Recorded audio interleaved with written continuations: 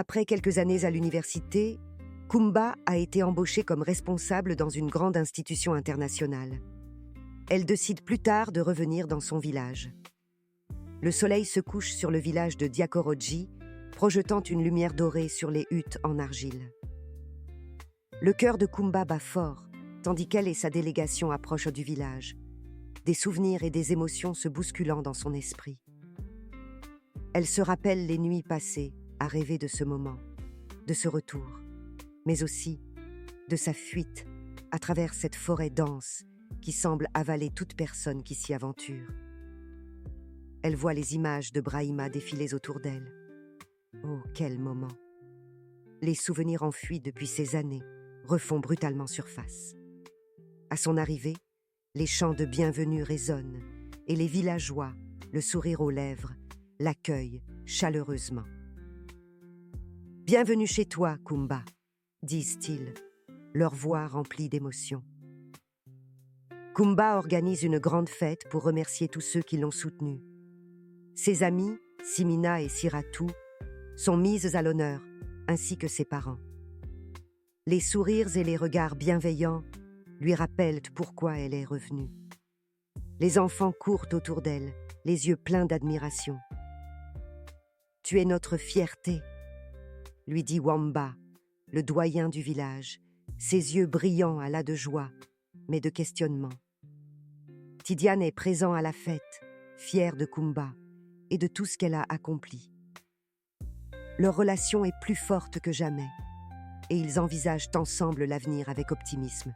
« Je suis tellement fière de toi », lui dit Tidiane en la serrant dans ses bras.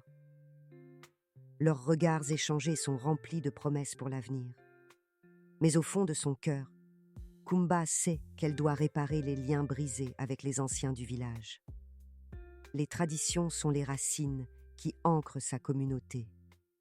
Il est temps de demander pardon, pense-t-elle, déterminée, sachant que cette étape est cruciale pour la suite de son projet. Consciente de l'importance des traditions, Kumba envoie des émissaires demander pardon aux anciens du village pour avoir fui suite à son mariage avec Brahima. Les émissaires, tremblants, s'inclinent respectueusement devant les anciens, expliquant que Kumba est revenu avec de bonnes intentions. Le fleuve ne renie jamais sa source, même s'il s'en éloigne, commence-t-il, implorant la clémence des anciens. Les anciens, gardiens des traditions, écoutent attentivement les émissaires. Diawara, le plus respecté, prend la parole. Les coutumes sont le fondement de notre société. Elles jouent un rôle essentiel en tant que gardiens de l'héritage culturel, assurant la transmission des traditions ancestrales aux générations futures. Elle sert de socle moral et éthique, orientant les comportements individuels et collectifs par des normes et des valeurs partagées. Les rituels, cérémonies et pratiques religieuses fortifient l'identité culturelle et favorisent la cohésion sociale au sein des communautés. Cependant, ces traditions doivent parfois s'adapter aux réalités contemporaines, créant un équilibre entre respect des héritages et adoption de nouvelles pratiques. Enfin, en promouvant des valeurs telles que la solidarité, le respect et l'entraide, notre coutume contribue au développement harmonieux et durable du village et de la société africaine, n'est-ce pas ainsi, Kumba? Alors, fuir est une insulte à nos ancêtres, dit-il d'une voix grave.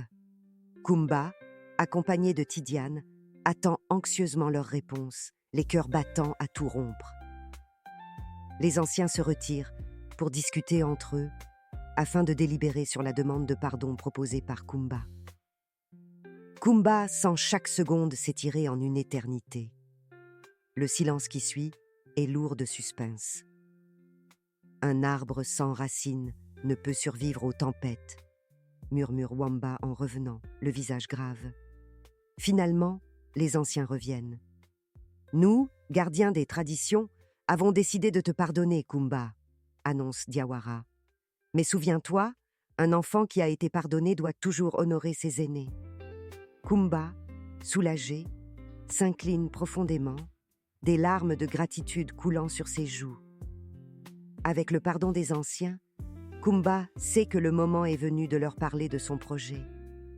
Elle s'avance avec respect et commence à expliquer son souhait de créer un centre éducatif pour les jeunes filles du village. Les anciens réagissent avec scepticisme. L'école n'est pas faite pour les femmes. Les femmes sont faites pour être au foyer, déclare Wamba avec fermeté. Kumba écoute les objections, puis, avec une voix emplie de détermination, elle présente les avantages d'un tel centre éducatif. L'éducation est un pilier, comme le baobab qui soutient la vie autour de lui, dit-elle. Les anciens échangent des regards, hésitant encore.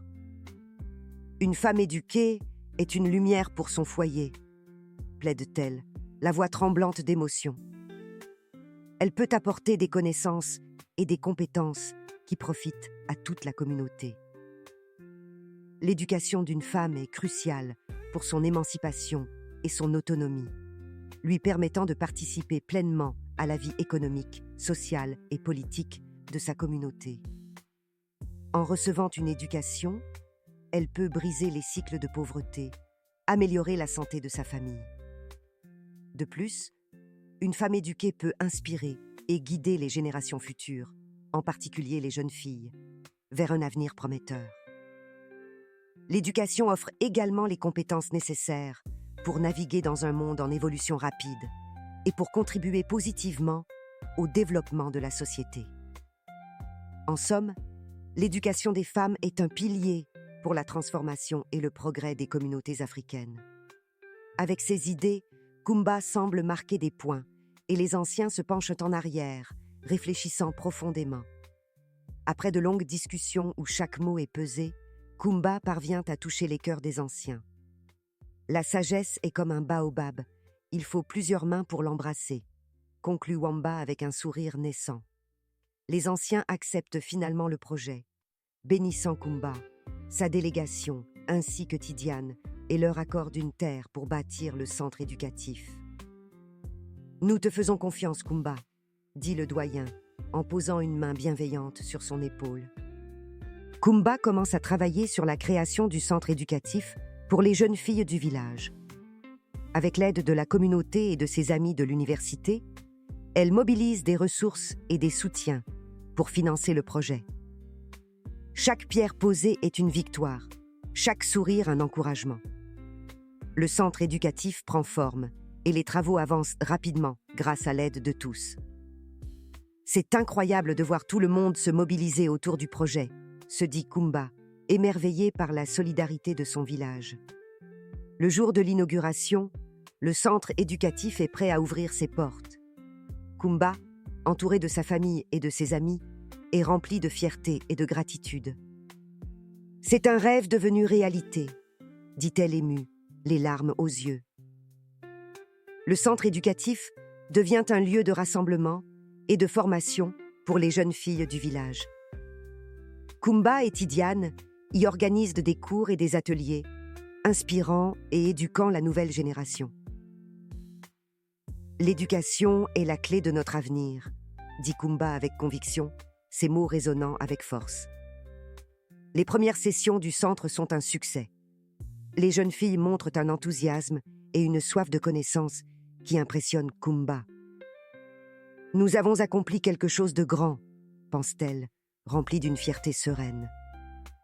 Kumba et Tidiane font face à des défis pour maintenir le centre éducatif.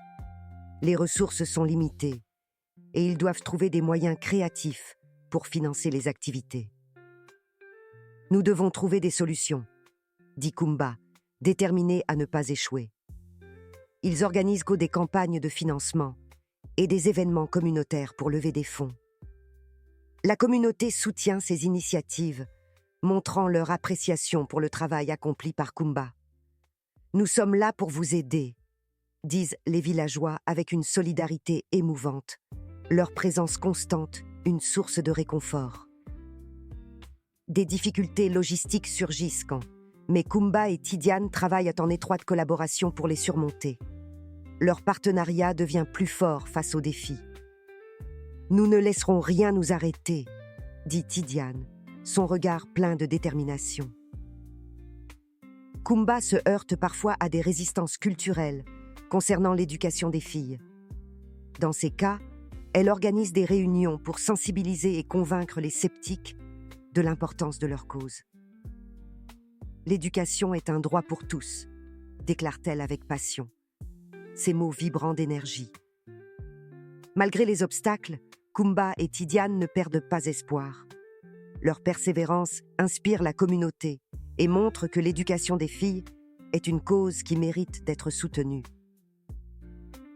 Nous devons continuer à nous battre, dit Kumba, avec une détermination renouvelée. Contre toute attente, Brahima change d'attitude envers Kumba. Ayant réfléchi à ses actions passées et voyant les bénéfices de l'éducation, il ne lui en veut plus.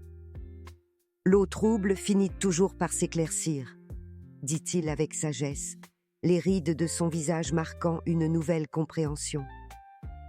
Brahima inscrire par la suite ses femmes et ses filles au centre éducatif.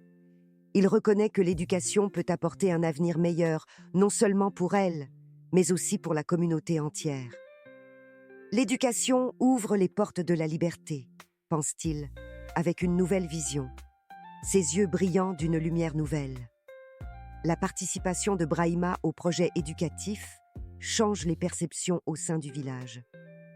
D'autres hommes suivent son exemple, inscrivant leurs filles et leurs femmes au centre. Un homme sage écoute et apprend, dit un villageois avec respect, admirant le changement de Brahima. Le centre éducatif prospère et les jeunes filles montrent des progrès remarquables. Leur succès inspire toute la communauté. Nous avons fait un pas de géant, pense Kumba avec fierté et satisfaction, ses efforts enfin récompensés. La bénédiction des anciens et le soutien de toute la communauté font du centre éducatif un modèle de réussite. Kumba réalise que les traditions peuvent coexister harmonieusement avec le progrès. Nous avons prouvé que tout est possible, dit-elle avec un sourire radieux, son cœur débordant de gratitude. L'éducation est la lumière du développement et la tradition est le socle de notre identité. En unissant les deux, nous bâtissons un avenir où chaque individu, homme ou femme, peut s'épanouir et contribuer à la prospérité de la communauté. Comme le dit l'adage, celui qui apprend sans réfléchir est perdu. Celui qui réfléchit sans apprendre est en grand danger. En éduquant nos filles, nous plantons des graines de sagesse qui fleuriront pour les générations à venir. L'unité, le respect des traditions et l'ouverture au savoir sont les clés d'un avenir harmonieux et prospère. Alors que le soleil se couche sur le village, baignant les murs du centre éducatif d'une lumière dorée, Kumba se tient devant sa communauté, un sourire empreint de reconnaissance et d'espoir illuminant son visage. Elle scrute chaque visage devant elle, chaque jeune fille dont les yeux scintillent de rêve, chaque aîné qui a finalement accepté le vent du changement. Chaque pas que nous avons pris, commence-t-elle, sa voix forte et claire, nous a guidés vers un avenir où chaque fille, chaque enfant de notre village peut rêver sans limite. Elle marque une pause, permettant à ses mots de s'imprégner dans l'air du soir, puis continue. Aujourd'hui, nous avons érigé bien plus qu'un simple bâtiment. Nous avons construit un phare d'espoir, un monument à la ténacité et un sanctuaire de connaissances. Mais notre parcours ne s'arrête pas ici. Son regard englobe toute l'assemblée, chaque personne présente. Nous avons transformé des défis en triomphes, montrant qu'avec de l'endurance, tout est possible. Kumba étend ses bras, comme pour embrasser toute son audience dans son élan. Nous sommes la preuve vivante que le courage de poursuivre un rêve peut non seulement changer une vie, mais peut aussi illuminer tout un village. L'éducation est notre droit le plus puissant et notre outil le plus précieux dans notre quête pour un avenir meilleur. La foule éclate en applaudissements, l'émotion vibrant dans l'air comme un chant puissant. Chaque applaudissement est un écho de la force de Maliana, de son amour inconditionnel pour son peuple, et de sa capacité inébranlable à faire une différence. C'est plus qu'une célébration, c'est une révolution paisible, portée par l'histoire d'une femme qui a transformé ses épreuves en succès. Elle termine avec un appel vibrant. Je vous invite à nous rejoindre dans ce mouvement, à soutenir cette vision. Abonnez-vous à notre chaîne YouTube, Afroconte, partagez notre histoire et aidez-nous à inspirer encore plus de vie. Avec votre soutien, nous pouvons étendre cette lumière encore plus loin. Ensemble, nous sommes invincibles.